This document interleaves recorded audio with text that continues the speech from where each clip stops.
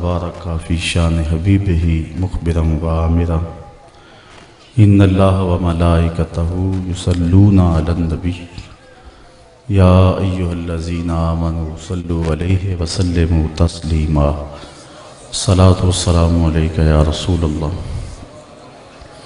وعلی آلک و اصحابک یا محبوب رب العالمین الصلاۃ والسلام علیک یا نبی الرحمہ وعلی آلک و اصحابک یا رسول الملاحم۔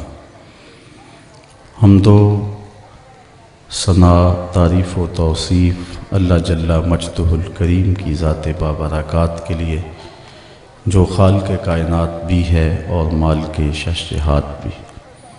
اللہ جل وعلا کی حمد و ثناء کے بعد حضور نبی اکرم شفیع امم رسول محتشم نبی مکرم اللہ کے پیارے امت کے سہارے رب کے محبوب دانائے غیوب مالک رقاب امم فخر عرب و عجم والی کون و مکان سیاہ لا مکان سید انس و جان سرور لالا رخاں نیر تاباں سرنشین مہوشاں ماہ خوباں شہنشاہ حسینہ تتمہ دوراں سر خیل زہرہ جمالاں جلوہ صبح ازل نور ذات لم یزل باعث تکوین عالم فخر آدم و بنی آدم نیر بطحا رازدار ما اوہا شاہد ما طغا صاحب علم نشرہ۔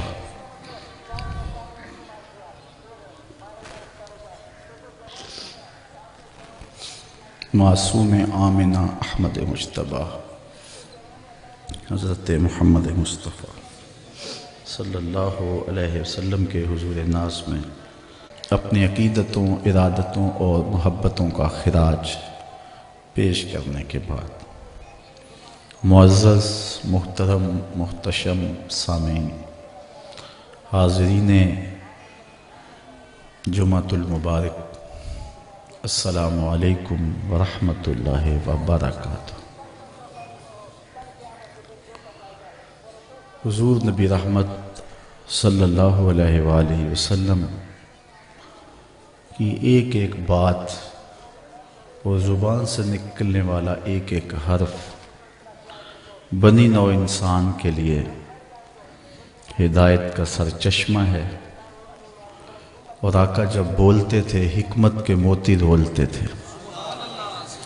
حضرت سیدنا عبداللہ ابن عباس رضی اللہ تعالی عنہ سے مروی ہے، اذا تکلم رویا کالنور یخرج من بین ثنایاہ، حضور جب گفتگو کرتے تھے تو سامنے والے دانتوں سے نور کی کرنیں چھن چھن کے نکلتی تھیں، ہر سو اجالا پھیل جاتا تھا۔ ام المومنین سیدہ عائشہ رضی اللہ تعالی عنہا فرماتی ہیں کہ میرے تاریک کمرے میں روشنی ہو گئی جب حضور نے لب کھولے۔ آقا کریم علیہ السلام کی ایک ایک بات، ایک ایک حرف اور ایک ایک لفظ اللہ کی مرضی اور اس کی رضا سے ہی ادا ہوتا ہے۔ اعلیٰ حضرت نے کیا خوب کہا، وہ دہن جس کی ہر بات وحی خدا، چشمہ علم و حکمت پہ لاکھوں سلام۔ آقا کریم جب واز تلقین گفتگو ارشاد کرتے، حضرت عبداللہ بن عمر بن عاص رضی اللہ تعالی عنہ اس گفتگو کو لکھ لیتے۔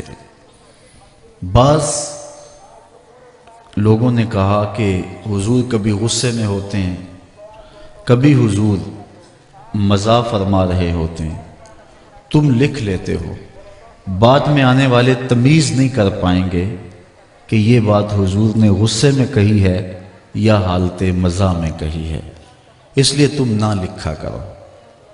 حضرت عبداللہ ابن عمر بن عاص رضی اللہ تعالیٰ عنہ نے لکھنا چھوڑ دیا۔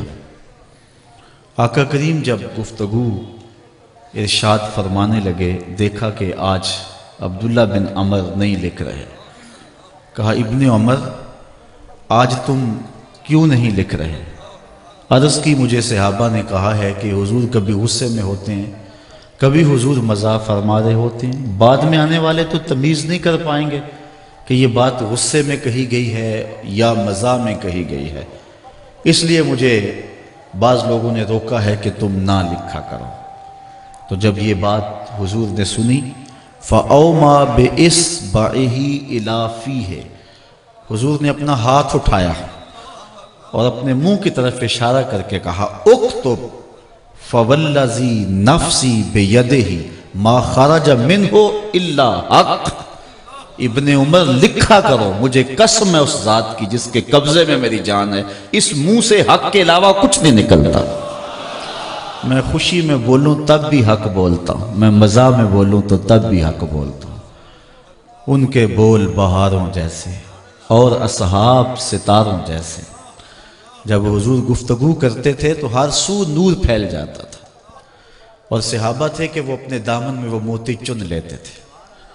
آقا کریم علیہ السلام کی گفتگو کا ایک ایک لفظ، ایک ایک حرف اجالے بانٹتا ہے۔ آج کی اس نشست میں میں چاہوں گا کہ حضور علیہ السلام کی کچھ احادیث آپ کے سامنے رکھوں، اور کوشش میری یہی ہوگی کہ میں اپنی طرف سے کوئی تشریح نہ ہی کروں، وہی لفظ جو کہ فضاؤں میں بکھر گئے اور جس کے دم سے اجالے پھیلے، اور جن لفظوں کے نور سے پورا مدینہ منور ہوا، پورا عرب روشن ہوا، پوری کائنات روشن ہو گئی۔ آج میں چاہوں گا کہ چند احادیث آپ کے سامنے رکھوں، اللہ میری زبان پہ حضور علیہ السلام کے مقدس کلمات کی برکت ڈال دے۔ حضرت ابو ہریرہ رضی اللہ تعالی عنہ سے یہ روایت ہے، جس کو حضرت امام احمد نے اور حضرت امام ترمذی نے اپنی اپنی اسناد کے ساتھ تخریج کیا ہے۔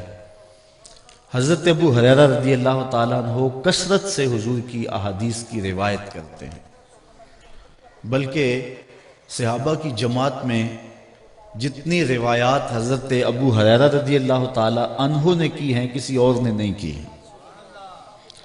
ہر وقت حضور کی صحبت اور سنگت میں رہتے، آقا کریم علیہ السلام کے پاس ہی بیٹھے رہتے۔ ایک دن حضور نے فرمایا یا ابا ہریرہ زرنی غبا لتزدد حبا، ہر وقت پاس بیٹھے رہتے ہو، کبھی اٹھ کے بھی چلے جایا کرو، ایک دن چھوڑ کے ملا کرو، محبت بڑھے گی۔ کہا ٹھیک ہے حضور۔ واپس الٹے پاؤں سے پلٹ رہے ہیں کہ اب تو کل ملنا ہے نا، تو اب واپس جاتے جاتے حضور کو دیکھتا رہوں۔ راستے میں کھجور کا ایک ستون آ گیا جو حضرت ابو ہریرہ اور حضور کے درمیان حائل ہوا۔ اتنے لمحے جب حضور کا چہرہ نظر نہ آیا تو تڑپ گئے، اور پھر آ کے بیٹھ گئے، حضور میں تو اتنا وقت بھی نہیں گزار سکتا، پورا دن کیسے گزار کے آؤں گا۔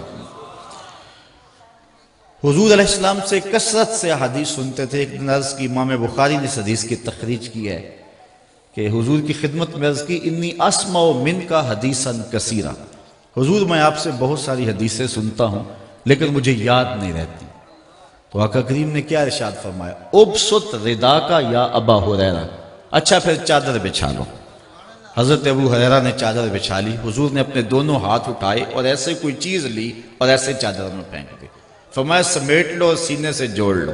حضرت ابو ہریرہ فرماتے ہیں اللہ کی قسم اس کے بعد میں نہیں کبھی بھولا۔ اس لیے جتنی کثرت کے ساتھ حضرت ابو ہریرہ رضی اللہ تعالی عنہ سے روایات کسی اور صحابی سے نہیں ہیں۔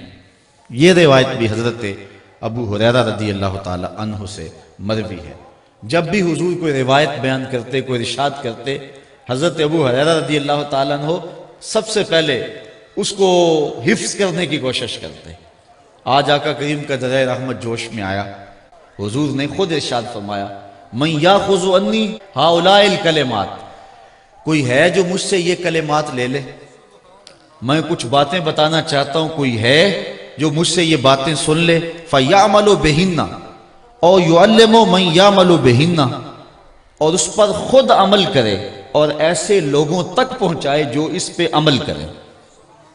حضرت ابو ہریرہ فرماتے ہیں میں نے عرض کی انا یا رسول اللہ صلی اللہ علیہ وسلم، حضور میں حاضر ہوں، یہ باتیں آپ مجھے ارشاد فرمائیں، میں یہ باتیں سنوں گا عمل کروں گا اور لوگوں تک پہنچاؤں گا تاکہ وہ عمل کریں۔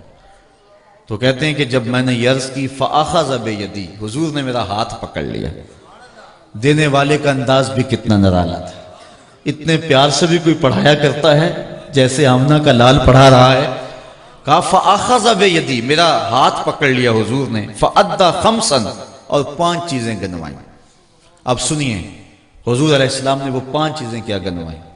پہلی بات، اتق المحارم تکن عبد الناس، ابو ہریرہ اللہ کی حرام کردہ چیزوں سے بچ جاؤ، لوگوں میں سب سے زیادہ عبادت گزار پھر تم ہی ہوگے۔ اللہ اکبر۔ نیک اعمال کرنا، اچھے اعمال کرنا بہت اچھی بات ہے، لیکن گناہ سے بچنا اس سے زیادہ اچھی بات ہے۔ نیکی بہت محمود ہے، لیکن گناہ سے بچنا اس سے بھی زیادہ محمود ہے۔ اس لیے کہا اللہ کی حرام کردہ چیزوں سے بچ جاؤ، تم لوگوں میں سب سے زیادہ عبادت گزار بن جاؤ گے۔ ساری رات نفل پڑھنے والا اور دن کو نظر کی حفاظت نہ کرنے والا زیادہ عبادت گزار نہیں ہے۔ ساری رات سونے والا اور صبح اٹھ کے آنکھوں پہ حیا کے پہرے بٹھانے والا زیادہ عبادت گزار ہے، زیادہ متقی ہے۔ تو کہا اللہ کی حرام کردہ چیزوں سے بچ جاؤ، تم لوگوں میں سب سے زیادہ پرہیزگار بن جاؤ گے، سب سے زیادہ تم عابد بن جاؤ گے۔ دوسری چیز، وَأَرْضَ بِمَا قَسَمَ اللَّهُ لَكَ تَكُنْ أَغْنَى النَّاسِ، ابو ہریرہ اللہ کی تقسیم پہ راضی ہو جاؤ، تم لوگوں میں سب سے بڑے غنی ہو جاؤ گے۔ اگر اللہ کی تقسیم پہ بندہ راضی نہ ہو تو کیا کرے گا؟ ملے گا تو وہی جو اللہ نے لکھا ہوا ہے۔ کھرب پتی ہونے کے باوجود بھی نفس کی کمینگی ختم نہیں ہوگی اگر اللہ کی تقسیم پہ راضی نہیں ہوگا۔ لیکن اگر اللہ کی تقسیم پہ راضی ہو گیا، تھوڑا ملا، کہا اللہ تیرا شکر ہے، تھوڑے پہ بھی راضی ہو گیا، غنی ہو گیا۔ اور یہاں ایک اور حدیث آپ کے سامنے رکھنا چاہوں گا اس عنوان سے، اس حدیث کے ضمن میں حضور علیہ السلام نے ارشاد فرمایا، من رضی من اللہ بالیسیر من الرزق رضی اللہ منہ بالقلیل من العمل۔ حضرت مولا کائنات سیدنا علی المرتضیٰ رضی اللہ تعالی عنہ سے مروی ہے، جو اللہ کی طرف سے دیے گئے تھوڑے رزق پہ راضی ہو گیا، اللہ کل قیامت کے دن اس کے تھوڑے عملوں پہ راضی ہو جائے گا۔ تھوڑے رزق پہ راضی ہونے والے پہ تھوڑے عملوں پہ اللہ راضی ہو جائے گا۔ تو میری طرف سے دیے گئے تھوڑے رزق پر بھی راضی ہو گیا، اللہ اکبر، بندے میں تیرے تھوڑے عمل پہ راضی ہوں، جا تجھے جنت عطا فرما دے۔ تو کہا اللہ کی تقسیم پہ راضی ہو جاؤ تو تم لوگوں میں سب سے بڑے غنی بن جاؤ گے۔ اگر تقسیم پہ راضی نہیں ہوں گے، رات دن شام سویرے کام کاج سب کچھ، محتاجی ختم نہیں ہوگی۔ لیکن اس کی تقسیم پہ راضی ہو جاؤ، لوگوں میں سب سے بڑی غنی ہو جاؤ گے۔ اور اس کے ضمن میں ایک اور حدیث میں آپ کے سامنے رکھتا ہوں، یہ بھی مروی حضرت ابو ہریرہ رضی اللہ تعالی عنہ سے، امام ابن ماجہ نے اس کو اپنی سند کے ساتھ اس کی تخریج کی ہے۔ حضرت ابو ہریرہ فرماتے ہیں رضی اللہ تعالی عنہ، ان اللہ یقول ابن آدم تفرغ لعبادتی املا صدرک غنن واسد فقرک والا تفعل ملات یدک شغلا ولم اسد فقرک۔ اے بنی آدم، اپنے دل کو میرے لیے فارغ کر دے، میری عبادت کے لیے اپنے آپ کو فارغ کر دے، تو میں تیرے سینے کو غنا سے بھر دوں گا اور تیرے فقر کو ختم کر دوں گا۔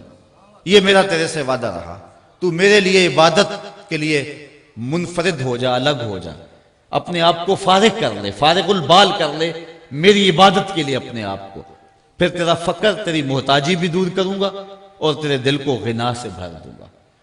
وَإِلَّا تَفْعَلْ، اور اگر تو ایسا نہیں کرے گا، مَلَاتُ يَدَكَ شُغْلًا، تو میں تیرے ہاتھوں کو کام سے بھر دوں گا۔ وَلَا أَسُدَّ فَقْرَكَ، لیکن تیری محتاجی بھی ختم نہیں ہوگی۔ صبح کام، شام کام، دوپہر کام، رات کام، کام ہی کام، لیکن محتاجی ختم نہیں ہوگی۔ لیکن اگر تو میرا ہو جائے اور اپنے آپ کو میری عبادت کے لیے فارغ کر لے، تیری محتاجی بھی ختم ہوگی، تجھے غنی بھی بنا دوں گا۔ تو فرمایا اے ابو ہریرہ، اللہ کی تقسیم پہ راضی ہو جا، لوگوں میں سب سے زیادہ غنی تو ہوگا۔ تیسری بات، وَأَحْسِنْ إِلَىٰ جَارِكَ تَكُنْ مُؤْمِنًا، ہمسائے کے ساتھ اچھا سلوک کرنا تو مومن بن جائے گا، ایمان کا نور تجھے نصیب ہوگا اور ایمان کی حلاوت اور حرارت ملے گی اگر تو ہمسائے کے ساتھ اچھا سلوک کرے گا۔ حضور فرمایا ہمسائے کے بارے میں اتنے احکام نازل ہوئے کہ مجھے گمان ہوا کہیں وراثت میں حقدار نہ ٹھہرا دیا جائے، تو کہا ہمسائے کے ساتھ اچھا سلوک کرنا تو کامل مومن بن جائے گا۔ تیسری بات یہ ارشاد فرمائی، اور پھر چوتھی بات حضور نے حضرت ابو ہریرہ کو کیا ارشاد فرمائی، وَأَحِبَّ لِلنَّاسِ مَا تُحِبُّ لِنَفْسِكَ تَكُنْ مُسْلِمًا۔ ابو ہریرہ جو اپنے لیے پسند کرتا ہے وہ دوسرے مومن بھائی کے لیے پسند کیا گیا، پھر تو مسلمان بن جائے گا، کامل مسلمان بن جائے گا اگر یہ چیز تیرے اندر شامل ہو جائے۔ جو اپنے لیے پسند کرے وہی اپنے مومن بھائی کے لیے پسند کرے، تو اسلام کا کمال تجھ کو نصیب ہو جائے گا۔ اور آخری بات جو حضور نے ارشاد فرمائی وہ یہ تھی، فَلَا تُكْسِرِ الضِّحْكَ فَإِنَّ كَثْرَةَ الضِّحْكِ تُمِيتُ الْقَلْبَ۔ اے ابو ہریرہ زیادہ ہنسا نہ کرو، زیادہ ہنسنا دل کو مردہ کر دیتا ہے۔ حضور علیہ السلام تبسم فرمانے والے تھے، دہک حضور سے کبھی کبھی صادر ہوا ہے، اکثر حضور کے چہرے پہ تبسم رہتا تھا، مسکراہٹ پھیلی رہتی تھی، اور کبھی کبھی حضور علیہ السلام دہک فرماتے تھے، تو کثرت کے ساتھ دہک دل کی موت کا سبب ہے، بلکہ فرمایا لو تعلمون ما اعلم لدہکتم قلیلا ولبکیتم کثیرا۔ جو میں جانتا ہوں اگر تم جان لیتے تمہارے چہروں پہ کبھی بھی مسکراہٹ نہ آتی، تم کبھی بھی نہ ہنستے، جو میں جانتا ہوں اگر تم جان لیتے۔ تو کہا ابو ہریرہ کثرت سے ہنسا نہ کرو، اس لیے کہ کثرت سے ہنسنا قلب کو، دل کو مردہ بنا دیتا ہے۔ حضرت عمر بن میمون رضی اللہ تعالی عنہ سے روایت ہے، قال قال رسول اللہ صلی اللہ علیہ وسلم لرجل وہو یعظہ، کہتے ہیں حضور ایک بندے کو واعظ کر رہے تھے، اور واعظ کرتے ہوئے حضور نے اس کو کچھ چیزیں ارشاد فرمائیں۔ حضرت عمر بن میمون رضی اللہ تعالی عنہ ان کو روایت کرتے ہیں، حضور نے فرمایا اغتنم خمسا قبل خمس، اس شخص کو واعظ کرتے ہوئے فرمایا پانچ چیزوں سے قبل غنیمت جان لے۔ وہ 5 چیزیں کون سی ہیں جن کو 5 چیزوں سے قبل غنیمت جاننا ہے؟ اب سنیے حضور کیا فرما رہے ہیں، شبابہ کا قبل حرامہ کا، اپنی جوانی کو بڑھاپے سے قبل غنیمت سمجھ لیں۔ آج جوانی ہے کل نہیں ہوگی، جوان اپنی توبہ کو مؤخر کرتا ہے، کہتا بوڑھا ہوں گا تو میں ہوں گا اور مسجد ہوگی، اور اس طرح جوانی برباد کر دیتا ہے۔ جوانوں، عبادت کا جو لطف جوانی میں ہے وہ بڑھاپے میں نہیں ہے۔ سحری کے وقت اندھیرے میں کھڑا ہو کر کے مصلی پہ آنسو بہانے کا جو مزہ جوانی میں ہے وہ بڑھاپے میں نصیب نہیں ہوگا۔ بڑھاپے کا ایک اپنا لطف ہے، لیکن جس طرح ہر کام کا ایک مزہ جوانی میں ہے، ہر کام کا بھانکپن جوانی میں ہے، اللہ کو منانے کا اور اس سے لو لگانے کا دور بھی جوانی ہی ہے۔ اور حضور نے فرمایا وَشَابٌ نَشَأَ فِي عِبَادَةِ اللَّهِ، وہ جوان جس کی جوانی اللہ کی عبادت میں گزری، کل قیامت کے دن جب کوئی سایہ نہیں ہوگا اللہ اس جوان کو اپنے عرش کا ٹھنڈا سایہ نصیب فرما دے گا۔ یہ کتنا بڑا اعزاز ہے جو جوان کو دیا جائے گا۔ تو فرمایا شبابہ کا قبل حرامہ کا، اپنی جوانی کو بڑھاپے سے قبل غنیمت سمجھ لے۔ آج کوا ٹھیک ہے، آج ساری رات بھی قیام کرنا چاہے تو تھکن تیرے قریب نہیں آئے گی، لیکن بڑھاپے کے اندر تو چند قدم چل کے ہانپنے لگے گا، پھر کس طرح تو ساری رات قیام کر سکے گا؟ اس لیے جوانی کے ان حسین لمحوں کو غنیمت جان۔ جوانی مستی کا نام نہیں ہے، چوکوں اور موڑوں پہ کھڑا ہونے کا نام نہیں ہے، دہلیز محمد کی غلامی کا نام ہے، حضور کی چوکھٹ کی نوکری کا نام جوانی ہے۔ اقبال کہتا ہے شباب اپنے لہو کی آگ میں جلنے کا نام۔ آؤ جوانی کے مقصد کو سمجھیں، اس وقت امت کو جوانوں کی ضرورت ہے۔ آج پوری امت جس حالت میں ہے، اس وقت امت کو جوان فکر لوگوں کی ضرورت ہے اور جوان خون کی ضرورت ہے جو اسلام کے کام آئے، لیکن ہماری جوانیاں کہاں گزر رہی ہیں؟ آؤ اپنی جوانیوں کو دہلیز مصطفیٰ پہ لے آئیں اور حضور کی خدمت میں عرض کریں آقا ساری جوانی آپ کے قدموں پہ وار دیں گے، اور جوانی کی مقصدیت کو سمجھیں۔ تو فرمایا شبابہ کا قبل حرامہ کا، اپنی جوانی کو بڑھاپے سے قبل غنیمت جان۔ صحت کا قبل سقم کا، اپنی صحت کو بیماری سے قبل غنیمت جان۔ آج صحت ہے، کل نہیں ہوگی، نہ جانے کب بیماری کا اچانک حملہ ہو جائے، پھر ہاتھ ملتا رہ جائے۔ آج صحت کے ان حسین لمحوں کو غنیمت جانتے ہوئے اپنے رب کی عبادت کر اور دین کے لیے کوئی کام کر جا۔ وغنا کا قبل فقر کا، اور تیسری بات فرمائی، غنا کے دور کو، خوشحالی مالداری کے دور کو، غربت اور فقر و فاقہ کے دور آنے سے قبل غنیمت جان لے۔ آج تیرے پاس دولت ہے، دولت نے کبھی کسی کے ساتھ وفا نہیں کی، ہو سکتا ہے کل تو کنگال ہو جائے۔ جو کروڑوں میں کھیلتے تھے وہ کوڑیوں کو ترسے۔ اس لیے آج تیرے پاس دولت ہے، آج اس سے فائدہ جو حاصل کر سکتا ہے کر لے، اللہ کی راہ میں جتنا لٹا سکتا ہے اس کو لٹا دے۔ وغنا کا قبل فقر کا، جب فقر آئے گا پھر ملے گا، میرے پاس ہوتے تو میں یوں کرتا، جب تھے اس وقت کیوں نہیں کیا۔ چوتھی چیز فرمایا وفراغ کا قبل شغل کا، فراغت کے دور کو مصروفیت کے دور سے قبل غنیمت جان۔ آج فراغت کے لمحے ہیں، آج تیرے پاس وقت ہے، کل تو وقت کے لیے ترسے گا، مصروفیات بہت ساری ہوں گی، پھر کہے گا وقت ہوتا تو میں یہ کام بھی کر لیتا۔ آج وہ کام جو تو بڑھاپے میں جن کے لیے ترسے گا، آج اپنی فراغت کو مصرف میں لے آ اور اپنے وقت کی قدر اور اپنے وقت کی قیمت جان۔ حضرت امام ابو بکر بن داسا علیہ رحمہ فرماتے ہیں کہ میں نے حضرت امام ابو داؤد سے سنا، وہ کہتے ہیں کہ میں نے حضرت نبی رحمت صلی اللہ علیہ وسلم کی 5 لاکھ حدیثیں جمع کی، پھر میں نے ان کا خلاصہ تیار کیا تو میرے پاس بچی صرف 4000 حدیثیں، ان کا بھی خلاصہ تیار کیا تو میرے پاس رہ گئی صرف 800 حدیثیں، پھر میں نے ان کو بھی جب ملخص کیا، ان کا بھی خلاصہ تیار کیا تو میرے پاس صرف 4 حدیثیں رہ گئیں، اور کہا یہ مدار دین ہے، یہ اساس اسلام ہے، یہ اسلام کی جڑ اور اسلام کی بنیاد ہے۔ ان میں سے ایک حدیث انما الاعمال بالنیات، دوسری حدیث ان الحلال بین و ان الحرام بین، حرام بھی واضح حلال بھی واضح، اس کے درمیان کچھ شبے والے امور ہیں، جو شبے میں پڑ گیا حرام میں پڑ گیا۔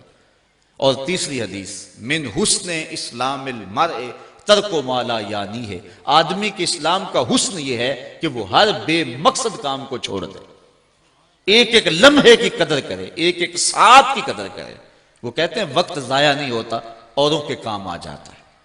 آج ہم نے بحیثیت امت مسلمہ اپنا وقت کھو دیا اور دشمنوں کے کام آ گیا، آج ہم کار مذلت میں ہیں۔ ہم نے فراغت کے ان لمحوں کو جو اب بھی میسر ہیں غنیمت جاننا ہے۔ اسلام ہمیں ایک ایک لمحے کی قدر کا درس دیتا ہے۔ اپنی زندگی کو مرتب کرو، اپنے شب و روز کو ایک ترتیب کے ساتھ گزارنے کا مزاج بناؤ۔ سارا دن پھٹے پہ بیٹھ رہنا اور ساری رات چائے کے کھوکھے پہ گزار دینا اور حمام میں 3 گھنٹے جا کے گزار دینا۔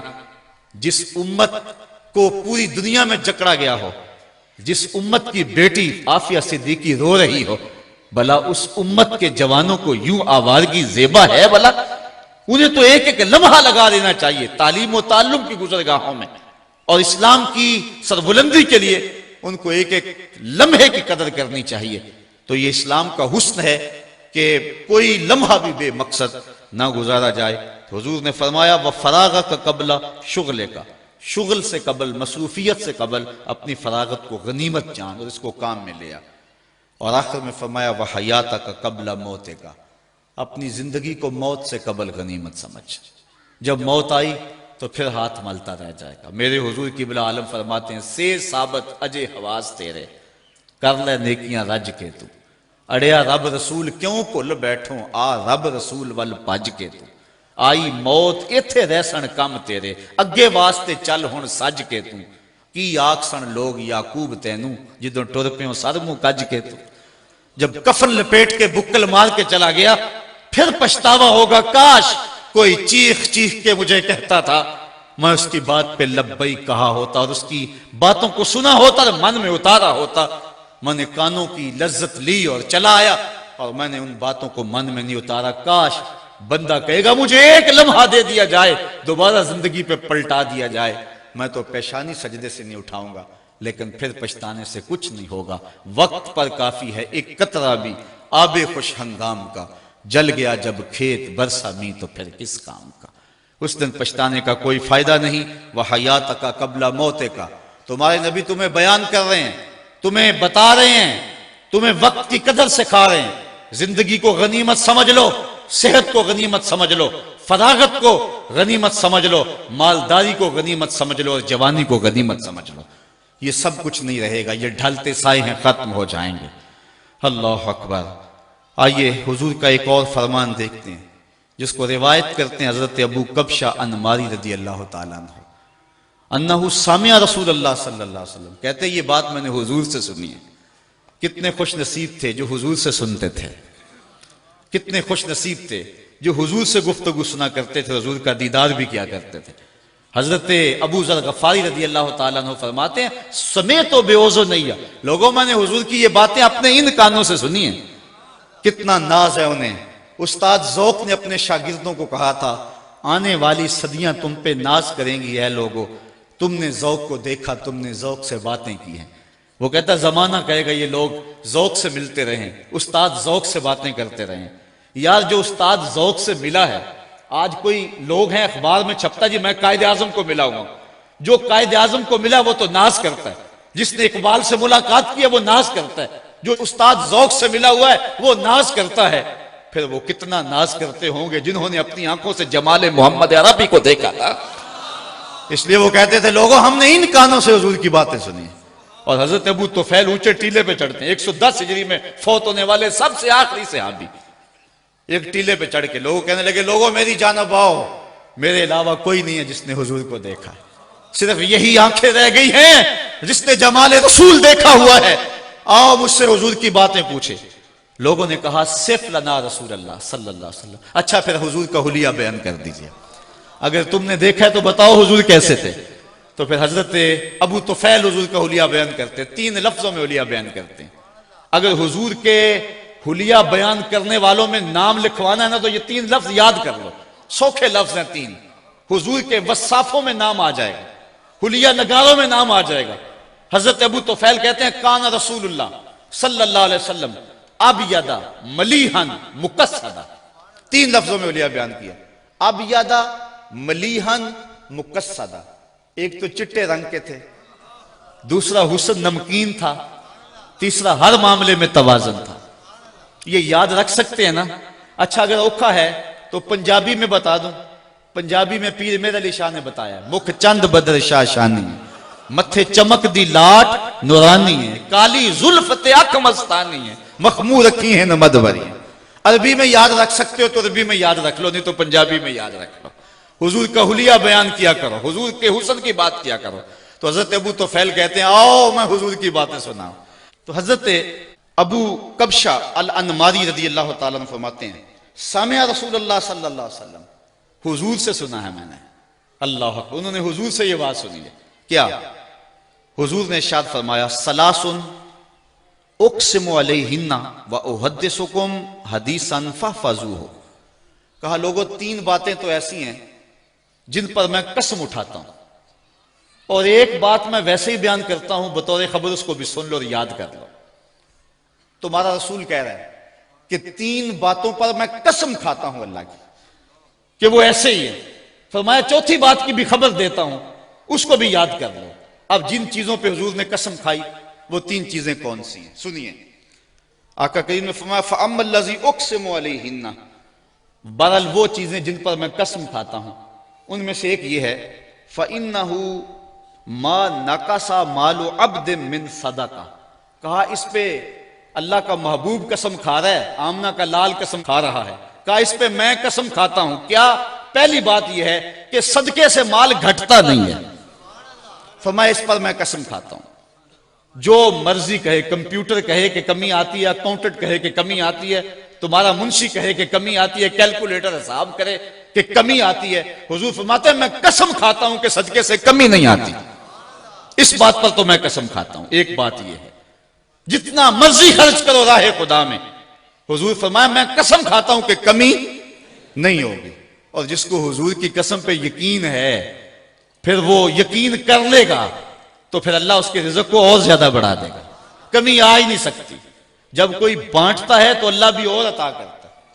ایک زمانے میں آپ نے کنویں دیکھے تھے آج کل وہ بند ہو گئے ہیں، اس کی جگہ جو ہے وہ ہینڈ پمپ آ گئے ہیں، ڈونکی پمپ آ گئے ہیں، اب ہم اپنی ضرورت ٹیوب ویل کے ذریعے سے حاصل کر رہے ہیں۔ وہ کنویں کسی نے بند نہیں کیے، لیکن دیہاتوں کے اندر جا کر کے اگر دیکھو نا کہیں تو ان کا پانی بہت نیچے ہے اور بہت گدلا ہے۔ پہلے پانی شفاف بھی تھا اور بالکل اوپر بھی تھا۔ اصل بات یہ تھی جب وہ کنویں اپنا پانی باہر دیتے تھے اللہ نیچے سے سوتے عطا کرتا تھا، جب انہوں نے باہر دینا چھوڑ دیا اللہ نے بھی ان کو عطا کرنا چھوڑ دیا۔ اس لیے جب کوئی راہ خدا میں بانٹتا رہتا ہے اللہ اس کے رزق کے اندر برکت ڈالتا رہتا ہے۔ فرمایا ایک بات تو یہ میں قسم فرما کے کہتا ہوں کہ صدقے سے مال گھٹتا نہیں ہے۔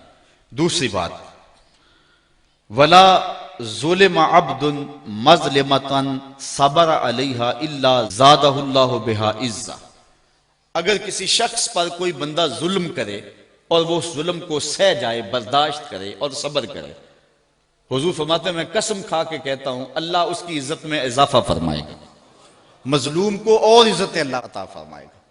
تیسری بات جس پہ حضور نے قسم فرمائی، فرمایا ولا فتح عبد بابا مسألۃ الا فتح اللہ علیہ باب فقر، تیسری اس بات پہ قسم کھاتا ہوں جب کوئی بندہ سوال کا دروازہ کھول دیتا ہے، جب کوئی مانگنے لگ جاتا ہے تو پھر اس کی محتاجی ختم نہیں ہوتی، اللہ اس کے لیے فقر کا دروازہ کھول دیتا ہے، محتاجی کا دروازہ کھولتا ہے۔ جو مانگنے والے ہوتے ہیں وہ ساری زندگی مانگتے ہی رہتے ہیں، ان کا پھر مانگنا ختم نہیں ہوتا۔ یہ تین چیزیں حضور نے قسم کھا کے کہی اور فرمایا آگے وَأَمَّا الَّذِي أُحَدِّثُكُمْ فَاحْفَظُوهُ، اور جو بات میں تمہیں ویسے ہی بیان کر رہا ہوں بغیر قسم کے، فرمایا اس کو بھی یاد کر لو۔ وہ کون سی بات ہے؟ فَقَالَ إِنَّمَا الدُّنْيَا لِأَرْبَعَةِ نَفَرٍ، دنیا 4 بندوں کے لیے ہے۔ دنیا میں بندے 4 ہی ہیں، 4 قسم کے لوگ ہیں۔ کون کون سے؟ پہلا عبد رزقہ اللہ مالا وعلما فہو یتقی فیہ ربہ ویصل رحمہ ویعمل للہ فیہ بحقہ فہذا بافضل المنازل۔ پہلا بندہ وہ ہے جس کو اللہ نے مال بھی دیا، علم بھی دیا، دونوں دولتیں دی، اور اس نے اللہ سے ڈر کر کے صلہ رحمی کی اور جو مال کا حق تھا وہ ادا کیا، رشتہ داروں کے ساتھ اس نے سلوک کیا، اچھے انداز سے اس نے زندگی گزاری، اللہ کی خشیت سے وقت گزارا۔ فہذا بافضل المنازل، فرمایا سارے انسانوں میں اگر منزل و قدر کے لحاظ سے افضل ہے تو ان 4 قسموں کے بندوں میں سے یہ سب سے زیادہ افضل ہے۔ یہ سب سے افضل بندہ ہے جس کو علم بھی دیا گیا تھا، مال بھی دیا گیا تھا، دونوں چیزیں اس کے گھر میں جمع ہو گئی، اور اس نے اس کا جو مصرف تھا اس پر ان چیزوں کو استعمال کیا، رشتہ داروں کے حقوق بھی ادا کیے، دکھیوں کے کام بھی آیا، علم بھی بانٹا اور مال بھی بانٹا۔ دوسرا بندہ فرمایا وعبد رزقہ اللہ علما ولم یرزقہ مالا، وہ بندہ جس کو اللہ نے علم دیا لیکن اس کو مال نہیں ملا تھا، فہو صادق النیہ، لیکن تھا وہ سچی نیت والا بندہ۔ اس نے کہا یقول، وہ کہتا ہے لو ان لی مالا لعملت بعمل فلان فاجرہما سواء، وہ کہتا ہے اگر میرے پاس مال ہوتا نا تو میں یہ کام کر دیتا، فلاں فلاں کام بڑا اہم ہے میں وہ کر دیتا، علم تو ہے میرے پاس مال نہیں ہے۔ تو حضور نے فرمایا کہ یہ بندہ اور جس کے پاس مال بھی اور علم بھی تھا افضل گو وہ ہے، لیکن حضور نے ارشاد فرمایا کہ اجر میں دونوں برابر ہیں۔ اس نے نیت کی گو حاصل نہیں ہوا لیکن اجر اس کو بھی اتنا ہی ملے گا محض نیت کر لینے سے۔ وعبد رزقہ اللہ مالا ولم یرزقہ علما، اور بندہ ایک وہ ہے جس کو مال دیا گیا لیکن علم نہیں دیا گیا، وہو یتخبط فی مالہ بغیر علم، اور وہ علم کے بغیر مال میں خلط ملط کرتا ہے، جہاں خرچ کرنا وہاں کرتا نہیں، جہاں نہیں کرنا وہاں کرتا ہے۔ لا یتقی فیہ ربہ، اور اپنے رب سے ڈرتا نہیں ہے، ولا یصل فیہ رحمہ، اور صلہ رحمی بھی نہیں کرتا، ولا یعمل فیہ بحق، اور جو ہے وہ حق پر عمل نہیں کرتا، جو حق تھا اس کا وہ ادا نہیں کرتا۔ فہذا باخبث المنازل، حضور نے فرمایا کائنات میں سب سے خبیث بندہ یہ ہے، قدر و منزلت کے لحاظ سے خبیث ترین آدمی اخبث، اس میں تفضیل ہے، سب سے خبیث یہ ہے۔ اور چوتھا شخص وعبد لم یرزقہ اللہ مالا ولا علما، ایک ایسا بندہ جس کو نہ اللہ نے علم دیا نہ اس کو مال دیا، وہ یقول، اور وہ کہتا ہے لو انا لی مالن، اگر میرے پاس پیسے ہوتے، لعملت فیہ بعمل فلان، کہ میں فلاں بندے کی طرح کرتا جس طرح وہ عیش و عشرت کر رہا ہے میں بھی موج کرتا اگر میرے پاس پیسے ہوتے۔ حضور نے ارشاد فرمایا فہو نیتہ ووزرہ ما سواء، وہ اس کی نیت میں ہے، نہ مال تھا نہ دولت تھی، عیش و عشرت کرنے والے دنیا داروں کو دیکھ کے یہ سوچتا رہا اور یہ کہتا رہا کہ مجھے مال ملا تو میں بھی ایسے اڑاتا، ایسے عشرت کرتا، ایسے عیش کرتا۔ تو حضور نے فرمایا جس نے کی بھی نہیں لیکن ارادہ رکھتا ہے، فرمایا کل قیامت کے دن دونوں اکٹھے اٹھائے جائیں گے، ان کا گناہ برابر ہی ہوگا، وزر میں دونوں برابر ہوں گے۔ اللہ اکبر۔ آئیے حضور علیہ السلام کا ایک اور فرمان دیکھتے ہیں۔ حضور نبی رحمت صلی اللہ علیہ وسلم نے ارشاد فرمایا من کانت نیتہ طلب الاخرہ، جس شخص کی نیت مقصد زندگی آخرت طلب کرنا ہے، وہ دنیا پہ آیا اس لیے ہے، اس کی آرزو ہے کہ میری آخرت ٹھیک ہو جائے، وہ دن رات لگا ہوا ہے آخرت کو درست کرنے کے معاملے میں۔ جس کا مقصد زندگی طلب آخرت ہے، جعل اللہ غناہ فی قلبہ وجمالہ شاملہ واتتہ الدنیا وہی راغمۃ، تو اللہ تعالیٰ اس کے دل میں غنا ڈال دیتا ہے، اس کی محتاجی دور کر دیتا ہے، اور دنیا ساری اس کے پاس جو ہے ایسے آتی ہے اس کے پاس جس طرح کے لونڈیاں آتی، لونڈی بن کے، خادمہ بن کے، نوکر بن کے دنیا اس کے قدموں تلے آتی۔ یہ وہ جس کا مقصد آخرت ہے۔ دنیا کی مثال سائے کی ہے نا، سائے کے پیچھے بھاگو تو آگے بھاگتا ہے، سائے کے آگے بھاگو تو پیچھے بھاگتا ہے۔ جس کی طلب دنیا نہیں ہے، جس کی طلب آخرت ہے، تو اس کے مقصد اور مقدر کی جو دنیا ہے وہ اس کو ملنی ہے، لیکن اس کے پیچھے بھاگے گی، لونڈیوں کی طرح، خادماؤں کی طرح اس کے پیچھے آئے گی۔ اور فرمایا وَمَنْ كَانَتْ نِيَّتُهُ طَلْبُ الدُّنْيَا، اور جس کا مقصد زندگی طلب دنیا ہے، جَعَلَ اللَّهُ الْفَقْرَ بَيْنَ عَيْنَيْهِ، اللہ تعالیٰ اس کی دو آنکھوں کے درمیان محتاجی لکھ دیتا ہے۔ وَشَتَّتْ عَلَيْهِ أَمْرُهُ، اور اس کے اوپر معاملے مشکل ہو جاتے ہیں، متنوع اور مختلف ہو جاتے ہیں، یہ بھی مصیبت، یہ بھی کرنا ہے، وہ بھی کرنا ہے، ہر وقت پھنسا ہوا ہے۔ وَلَا يَأْتِيهِ مِنْهَا إِلَّا مَا كُتِبَ لَهُ، اتنا کچھ ہونے کے باوجود حضور فرمایا ملتا وہی ہے جو اس کے مقدر میں لکھا ہوا ہے۔ پہلے کو بھی مقدر کا ملا، دوسرے کو بھی مقدر کا ملا، لیکن پہلے کے پیچھے بھاگ کے دنیا گئی اور دوسرا دنیا کے پیچھے بھاگتا رہا۔ پہلے کے پیچھے دنیا ذلیل ہو کے آئی اور دوسرا دنیا کے پیچھے ذلیل ہوتا رہا۔ اب اگر آخرت کے طالب بن جائیں گے تو دنیا پیچھے پیچھے ہوگی، اگر دنیا کے طالب بن جائیں گے تو پھر دنیا آگے آگے ہوگی۔ حضرت ابو حریرہ رضی اللہ تعالی عنہ سے ہی ایک روایت ہے، فرماتے ہیں کہ امرنی ربی بتسع، کہ حضور فرماتے ہیں کہ میرے رب نے مجھے 9 چیزوں کا حکم دیا، میرے رب نے مجھے 9 چیزوں کا حکم دیا۔ خشیت اللہ فی السر والعلانیہ، کہ میں اعلانیہ بھی اور مخفی بھی اللہ سے ڈروں، ایک تو مجھے اس کا حکم دیا، اعلانیہ طور پہ بھی اللہ کا خوف ہو اور مخفی طور پہ بھی۔ دوسری بات وَكَلِمَةِ الْعَدْلِ فِي الْغَضْبِ وَالرِّضَا، غصے میں ہوں یا کہ خوشی کے ماحول میں عدل انصاف کو ہاتھ سے نہ چھوڑوں، کلمہ عدل ہی کہوں، مجھے یہ بھی حکم رب نے دیا۔ تیسرا حکم وَالْقَصْدِ فِي الْفَقْرِ وَالْغِنَا، دولت مندی اور محتاجی، غربت، دونوں ادوار کے اندر مجھے میانہ روی سے چلنے کا حکم دیا ہے۔ چوتھی چیز وَأَنْ أَصِلَ مَنْ قَطَعَنِي، جو میرے سے قطع تعلق کرے میں اس سے تعلق جوڑوں، یہ مجھے حکم دیا گیا ہے۔ پانچواں حکم یہ دیا گیا وَأُعْطِيَ مَنْ حَرَمَنِي، جو مجھے محروم کرے میں اس کی جھولیاں بھر دوں۔ وَأَعْفُوَ عَمَّنْ ظَلَمَنِي، اور جو میرے اوپر ظلم کرے میں اس کو معاف کر دوں۔ وَإِنْ يَكُونَ صَمْتِي فِكْرًا، میں خاموش رہوں تو فکر کروں۔ وَنُطْقِي ذِكْرًا، جب بولوں تو ذکر کروں۔ وَنَظْرِي عِبْرًا، جب دیکھوں تو عبرت حاصل کروں۔ وَآمُرَ بِالْعُرْفِ وَقِيلَ بِالْمَعْرُوفِ، اور جب کسی کو حکم دوں تو نیکی کا ہی حکم دوں۔ کہا میرے رب نے یہ مجھے 9 باتیں ارشاد فرمائی ہیں۔ اب حضرت ابو ذر غفاری رضی اللہ تعالی عنہ کو جو حضور نے ارشاد فرمایا وہ بھی سماعت کر لیں۔ قال امرنی خلیلی بسبع، کہا میرے آقا و مولا حضور ختم المرتبت نے مجھے 7 چیزوں کا حکم دیا. وہ حضور فرماتے ہیں میرے رب نے مجھے یہ حکم دیا ان 9 چیزوں پہ عمل کرو. اور یہاں حضرت ابو ذر غفاری فرماتے ہیں میرے آقا نے حضور نے مجھے ان 7 چیزوں پہ عمل کرنے کا حکم دیا. اب ان 7 چیزوں کو من میں اتاریں اور آج کے اس جمعے کے اجتماع میں اپنے دامن میں لپیٹ کے لے جائیں اور اس پر عمل کی کوشش کریں. پہلی بات، امرنی بحب المساکین والدنو منہم. حضرت ابو ذر غفاری فرماتے ہیں حضور نے مجھے مسکینوں سے پیار کرنے کا حکم دیا، والدنو منہم، اور فرمایا کہ ان کے پاس بیٹھا کرو. جو مسکینوں کے پاس بیٹھتا ہے اس میں تکبر پیدا نہیں ہوتا ہے. پہلا حکم حضور نے مجھے دیا کہ میں مسکینوں کے پاس بیٹھا کروں اور ان کے ساتھ محبت کیا کروں.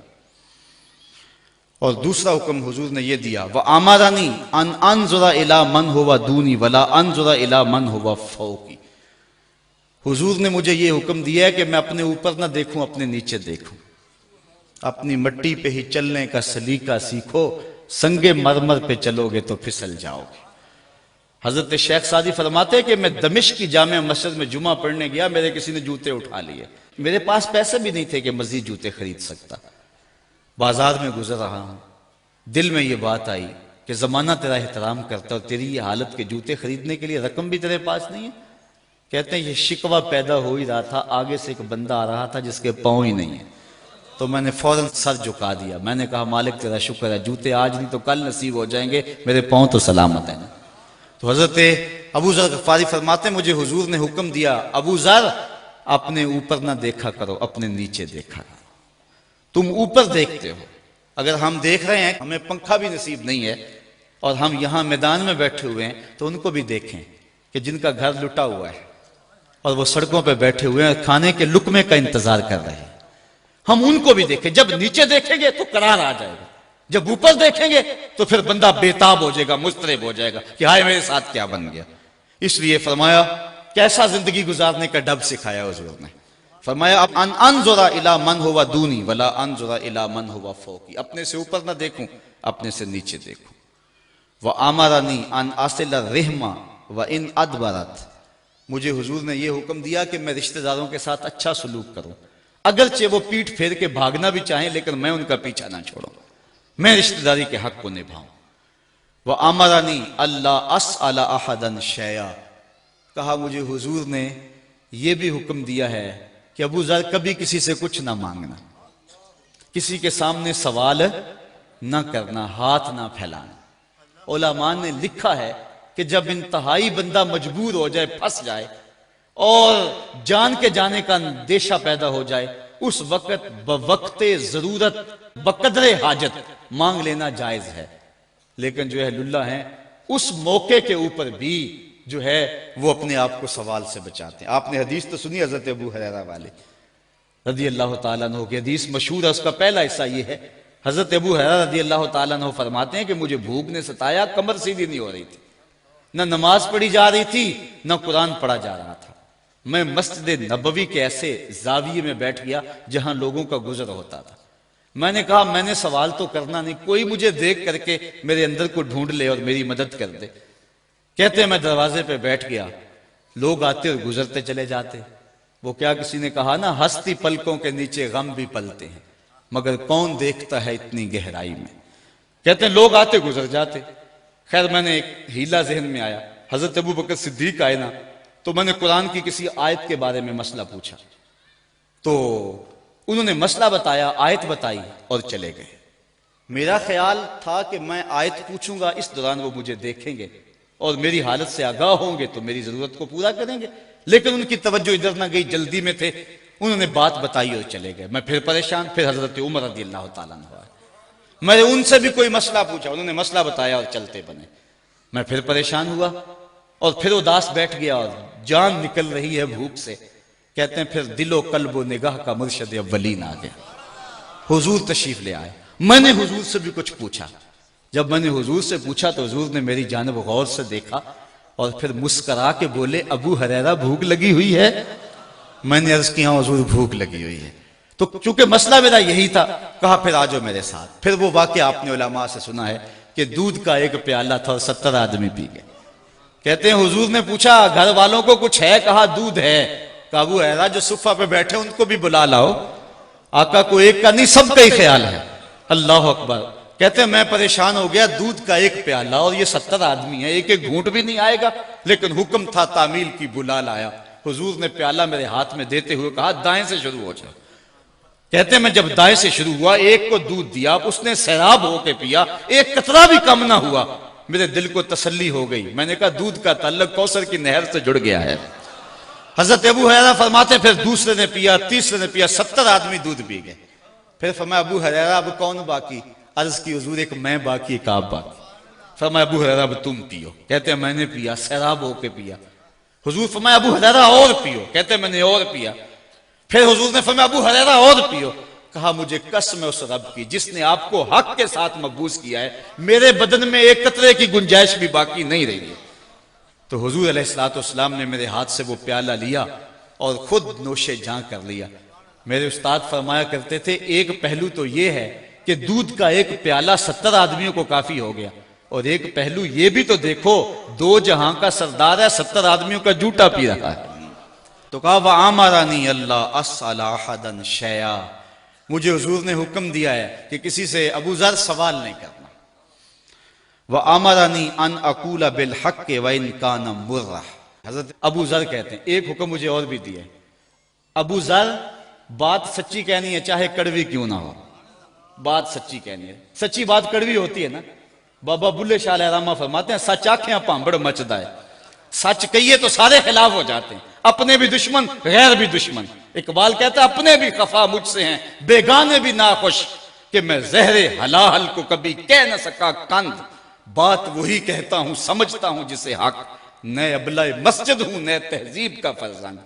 میرے والد گرامی ایک دن فرمانے لگے بیٹے جب ہر وقت لوگ پھول ہی پھینکے تو پھر سوچا کرو کہ حضرت حسین نے حق کہا تھا، لوگوں نے تلواریں اور تیر بھی پھینکے تھے، اس لیے حق کہنا کڑوا بھی ہوتا ہے، سچ کیا پانبڑ مچتا ضرور ہے، لیکن کہا ابو ذر جو بھی ہو جائے کہنا حق ہی ہے، کہنا سچ ہی ہے، اگرچہ کڑوا کیوں نہ ہو، اگرچہ سارا زمانہ ناراض کیوں نہ ہو جائے، اگرچہ سارا زمانہ دشمن جاں کیوں نہ بن جائے۔ یہ محمد کی وصیت ہے ابو ذر غفاری کو کہ جو مرضی ہو جائے حق کے سوا کچھ نہیں کہنا ہے۔ یہ مجھے حکم دیا، حضرت ابو ذر کہتے ہیں وَآمَرَنِي أَنْ أَقُولَ بِالْحَقِّ وَإِنْ كَانَ مُرًّا، اگرچہ کڑوا بھی ہو میں نے حق ہی کہنا ہے۔ وَآمَرَنِي أَلَّا أَخَافَ فِي اللَّهِ لَوْمَةَ لَائِمٍ، حضور نے مجھے ایک حکم یہ بھی دیا، کہا ابو ذر اللہ کے راستے میں کسی ملامت کرنے والے کی ملامت سے نہ ڈرنا۔ ایک لفظ آپ سنتے ہیں لوگ کی آکھن گے، لفظ سنے ہیں نا لوکی کی آکھن گے، ہم کچھ کام کرنا چاہتے ہیں اور کہتے ہیں کہ نہیں کرتے، لوگ کی آکھیں گے، اور کچھ کام ان سے رکنا چاہتے ہیں اور ہم کہتے ہیں جی اگر رک گئے تو لوکی کی آکھیں گے۔ تو فرمایا اے ابو ذر لا اخاف فی اللہ لومۃ لائم، یہ حضرت ابو ذر غفاری کہتے ہیں حضور نے مجھے کہا جب اللہ کا معاملہ آ جائے پھر کسی ملامت کرنے والے کی ملامت سے نہ ڈرنا، جو رب کی رضا کا سبب ہو وہی کر گزرنا۔ دیکھنا رب کیسے راضی ہوتا ہے، رب راضی تو سب راضی، اگر رب نہیں راضی تو سارا زمانہ بھی راضی ہو تو کیا کرنا ان کی رضا کو، سارا زمانہ اکٹھا ہو جائے تو کچھ نہیں بگاڑ سکتا، اور سارا زمانہ نفع دینے پہ تل جائے ایک ذرے کا نفع نہیں دے سکتا جو رب نہ چاہے۔ اس لیے حضرت شیخ سعدی شیرازی فرماتے ہیں بعض اوقات بندہ اللہ کو ناراض کر کے خلق کو راضی کرتا ہے، اللہ اسی مخلوق کو اس کے اوپر مسلط کر دیتا ہے، اسی مخلوق کو اس کے اوپر مسلط کر دیتا ہے۔ کہا اے ابو ذر میری یہ نصیحت بھی سنو کہ اللہ کے راستے کے اندر کبھی بھی ملامت کرنے والے کی ملامت سے ڈرنا نہیں ہے۔ وَآمَرَنِي أَنْ أَكْثِرَ مِنْ قَوْلِ لَا حَوْلَ وَلَا قُوَّةَ إِلَّا بِاللَّهِ فَإِنَّهُنَّ مِنْ كَنْزِ تَحْتَ الْعَرْشِ۔ اے ابو ذر آخر میں تمہیں ایک وظیفہ بھی بتا رہا ہوں، کثرت کے ساتھ لا حول ولا قوت الا باللہ پڑھنا۔ یہ حضور نے حضرت ابو ذر سے کہا کثرت کے ساتھ یہ وظیفہ پڑھنا، کہا یہ وظیفہ کوئی چھوٹا وظیفہ نہیں ہے۔ فَإِنَّهُنَّ مِنْ كَنْزِ تَحْتَ الْعَرْشِ، کہا عرش کے نیچے جو خزانہ ہے نا، یہ لفظ وہاں سے آئے ہیں، عرش کے نیچے جو اللہ کا خزانہ خاص ہے لا حول ولا قوت الا باللہ، یہ لفظ وہاں سے آئے۔ علماء نے کہا ہے حدیث میں آتا ہے کہ لا حول ولا قوت الا باللہ 99 بیماریوں کا علاج ہے، 99 روحانی بیماریوں کا علاج ہے، جس میں سب سے کم درجے کی بیماری غم اور ہم ہے۔ تو کہا یہ کثرت کے ساتھ وظیفہ پڑھنا اور کثرت کے ساتھ یہ بات کہنا، اس لیے کہ یہ عرش کے خزانے کا تحفہ ہے جو تمہیں دیا گیا ہے۔ حضرت معاذ بن جبل رضی اللہ تعالی عنہ سے ایک روایت مروی ہے، کہتے ہیں اوصانی رسول اللہ صلی اللہ علیہ وسلم بعشر کلمات، مجھے حضور نے 10 چیزوں کی وصیت کی، 10 چیزیں ارشاد کی۔ وقت سمٹ گیا، میں اختصار سے پڑھ رہا ہوں۔ قال لا تشرک باللہ شیئا وان قتلت وحرقت، ایک تو اللہ کے ساتھ کسی کو شریک نہیں ٹھہرانا، چاہے تجھے قتل کر دیا جائے یا آگ میں جلا دیا جائے۔ دوسری بات ولا تاس والدیک وان امراک ان تخرج من اہلک ومالک، کہا والدین کی نافرمانی نہیں کرنی، چاہے تیرا مال اور تیرے بچے گھر سے نکال کے پھینک دیں، تجھے گھر سے نکال دے بچوں سمیت اور مال سمیت، لیکن ماں باپ کی نافرمانی نہیں کرنی ہے۔ تیسری بات ولا تترکن صلاۃ متعمدا فإن من ترک صلاۃ مکتوبۃ متعمدا فقد برئت منہ ذمۃ اللہ۔ اے معاذ بن جبل، فرض نماز جان بوجھ کے کبھی بھی نہیں چھوڑ دی، اس لیے کہ جس نے فرض نماز جان بوجھ کے چھوڑ دی، اللہ تعالیٰ کا جو ذمہ ہے بندے سے اللہ وہ اٹھا لیتا ہے۔ اب اللہ کا کوئی ذمہ نہیں رہا، جدھر مرضی جائے بندہ۔ فرمایا چوتھی چیز ولا تشربن خمرا فإنہ راس کل فاحشۃ، معاذ بن جبل ساری زندگی شراب نہیں پینی، ہر برائی کی جڑ ہی یہ ہے۔ پانچویں چیز فرمائی وَإِيَّاكَ وَالْمَعْصِيَةَ فَإِنَّ بِالْمَعْصِيَةِ حَلَّ سَخَطُ اللَّهِ، اللہ کی نافرمانی سے بچنا، اللہ کی نافرمانی کرو گے تو اللہ کی ناراضگی درست ہو جائے گی تمہارے اوپر۔ چھٹی چیز فرمائی وَإِيَّاكَ وَالْفِرَارَ مِنَ الزَّحْفِ وَإِنْ هَلَكَ النَّاسِ، کہا جب جنگ لگی ہو تو لوگ کٹ کٹ کے گر بھی رہے ہوں لیکن تم میدان چھوڑ کے نہیں بھاگنا۔ معاذ بن جبل، ساتویں بات سن لو وَإِنْ أَصَابَ النَّاسَ مَوْتٌ فَاصْبُتْ، اگر کسی علاقے میں موت آ جائے اور تم بھی ادھر ہو تو پھر لوگوں کو چھوڑ کے بھاگنا نہ، وہیں رہنا۔ اگر زندگی ہوئی تو بیماری تیرا کچھ بگاڑ نہیں سکے گی، اور اگر زندگی نہ ہوئی تو تو موت سے بھاگ نہیں سکے گا، اس لیے تو وہیں جمع رہنا۔ آٹھویں چیز سن لے وَأَنفِقْ عَلَىٰ أَهْلِكَ مِن طَوْلِكَ، اپنے بال بچوں پہ کھل کے خرچ کیا کرنا، اپنی اولاد پہ اپنی حیثیت کے مطابق کھل کے خرچ کرنا۔ نویں چیز بھی سن لے وَلَا تَرْفَعْ عَنْهُمْ عَصَاكَ أَدَبًا، اپنی اولاد کو تربیت سکھانے کے لیے اپنا ڈنڈا جو ہے اس کو نہ توڑنا، اپنا عصا جو ہے اس کو ایک سائیڈ نہ رکھ دینا، بلکہ جو ہے ادب کے لیے ان کو تعظیم سکھانے کے لیے جو ہے وہ اپنا ڈنڈا اپنا کوڑا لٹکا کے رکھنا تاکہ ان کے سینے میں خوف رہے۔ اور آخری چیز جو حضرت معاذ بن جبل کو حضور نے فرمائی وَأَخْفِهُمْ فِي اللَّهِ، اے معاذ بن جبل میں تمہیں وصیت کرتا ہوں کہ اپنی اولاد کے سینے میں اللہ کا ڈر ضرور ڈالنا، اللہ کا خوف اپنی اولاد کے سینے میں ضرور ڈالنا۔ ہم نے سب کچھ کیا اولاد کے لیے، وہ اعلیٰ سے اعلیٰ ڈگریاں انہوں نے حاصل کر لی، بیرون ملک جانا پڑا تعلیم کے لیے تو ہم نے اپنا گھر جھونک دیا، زیور مان بیچ دیا، باپ نے جو ہے وہ زمین پھونک ڈالی کہ میرا بیٹا ڈاکٹر بن جائے، میرا بیٹا انجینئر بن جائے، سب کچھ بن گیا لیکن اس کے سینے میں اللہ کا خوف نہ ڈالا۔ کہا کچھ بنے نہ بنے اللہ سے ڈرنے والا ضرور بنے۔ یہ بات